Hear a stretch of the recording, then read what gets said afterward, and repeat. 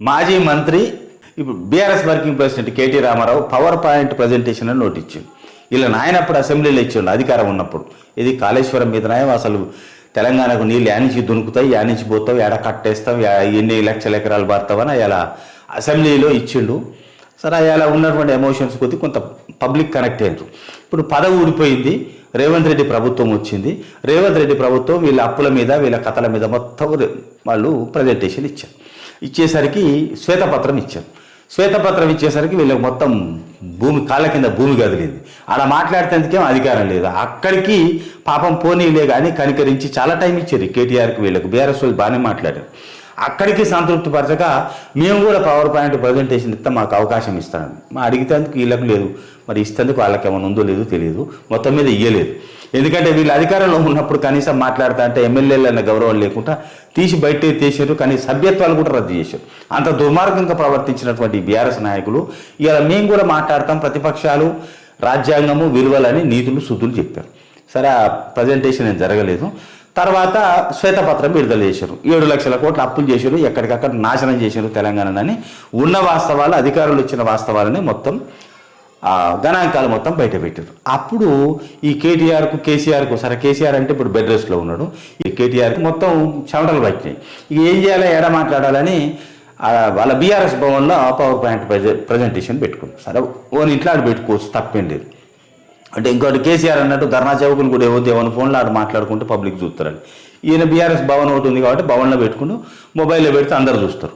దీంట్లో ఏం మాట్లాడిండా ఏంటంటే నేను కొంత చూసిన సోది, ఈయన కంఠశోషి తప్ప దాంట్లో ఏమీ లేదు. ఈయన 60 ఏళ్ళట 6.5 ఏళ్ళట.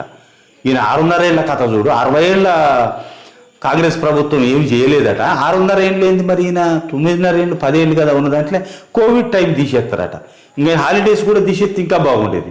సెలవులు, సెకండ్ సాటర్డేలు, పండుగలు, ఆదివారాలు, ఈయనకు జ్వరం వచ్చింది, ఈయన నాయనకు జ్వరం వచ్చింది తీసేస్తే మొత్తం ఇంకా 6.5 సంవత్సరాల బదులు 3.5 సంవత్సరాలు వచ్చేది. ఇంకా తక్కువ ఉండేది. 3.5 సంవత్సరాల మేమేం చేస్తామో చెప్పుకోవడానికి బాగుండేది. నన్ను అడిగితే సలహా ఇద్దును, అడగలేదు పాపం. ఇక ఇది పోయినాక అన్నీ మన ఎలక్షన్ల ప్రచారం చేసుకున్న స్లైడ్స్ ఉంటాయి కదా, అది వేసుకొని శాంపిల్గా చెప్తా. దళిత బంధు ఇచ్చినాం, అంబేద్కర్ బొమ్మ పెట్టినాం, డీ చెప్తుంది. దళిత బంధు ఎవరికి ఇచ్చిండు? కమిషన్ల కోసం ఇచ్చారు, కమిషన్లు దొబ్బిర్రు. ఇప్పుడు వాళ్ళు కమిషన్ల రికవరీ కోసం మొత్తుకుంటున్నారు. మా నల్గొండ జిల్లాలో ఏం బాగా దళిత బంధు రాదేవి రాదు, అది నోట్లో మట్టి కొట్టారు ఆశ పెట్టి. మా దగ్గర 2-3 లక్షలు వసూలు చేస్తారు, గై ఇచ్చినా సారని మొత్తుకుంటారు. దళిత బంధు మీద అసలు శ్వేతపత్రం ఇవ్వాలి. ఎవరెవరికి ఇచ్చారు, అర్హులు ఎంతమందికి ఇచ్చారు, ఇచ్చిన వాళ్ళకి ఎట్లా ఇచ్చారు, ఈయన వాళ్ళకి ఎట్లా ఇవ్వలేదు, ఎప్పుడు ఇస్తారనేది పెట్టాల్సి ఉండే. అది పెట్టకుండా దళిత బంధు నిజం పెద్ద ఇలా దళిత జాతిని ఉద్ధరించినట్టు అది పెట్టింది. ఇక అంబేద్కర్ విగ్రహం, మేము దేశంలో అత్యంత ఉన్నతమైనటువంటి అంబేద్కర్ విగ్రహాన్ని ఇన్ని కోట్లతో ఖర్చు పెట్టినాం. సరే మహానుభావుడు అంబేద్కర్ పెట్టుకుంటే, అంబేద్కర్ విగ్రహాన్ని పెట్టుకుంటే మంచిదే, గౌరవనీయమే. కానీ అంబేద్కర్ విగ్రహం బువ్వ పెడుతుందా? బువ్వ పెట్టే పని చేయరా నాయనంటే బొమ్మ పెట్టా అంటే ఎట్లా? అంబేద్కర్ ఒకవేళ దీన్ని చూసి సంతోషపడతాడా? పేదలకు బువ్వ పెట్టమని ఆయన అన్నాడు, ఆయన విగ్రహాలు పెట్టమని కూడా ఆయన ఏం కోరుకోలేదు. ఈయన కేటీఆర్ ఏం చెప్తాడు, మేము విగ్రహం పెట్టినాం కదా అంటే విగ్రహం పెడితే తెలంగాణ అభివృద్ధి. ఇంకా ఇట్లా ఉంటుంది వీళ్ళ పనులు. ఈ స్లైడ్స్ చూపించుకుంటే ఈయన సోది తప్ప ఏం లేదు. ఈయన కంఠశోష, ఆ సోది, ఈయన శోకాలు దుఃఖాలు ఇవి తప్ప ఒక్కటన్నా అక్కరొచ్చేది లేదు. మేము వాస్తవాలు చెప్తాం అన్న పేరుతోటి సర్వాబద్ధాలు చెప్పారు. అసలు ఇప్పుడు వీళ్ళను నమ్మే పరిస్థితిలో తెలంగాణ ప్రజలు లేరు.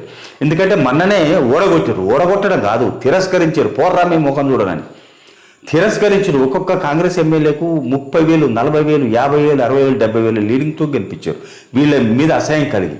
అంతటి తిరస్కరణకు గురైంది. సరిగ్గా 15 రోజులు కాలేదు, తగుదనమ్మా అని వచ్చి మళ్ళీ పవర్ పాయింట్ ప్రజెంటేషన్ మేమే ఉద్ధరించినామంట.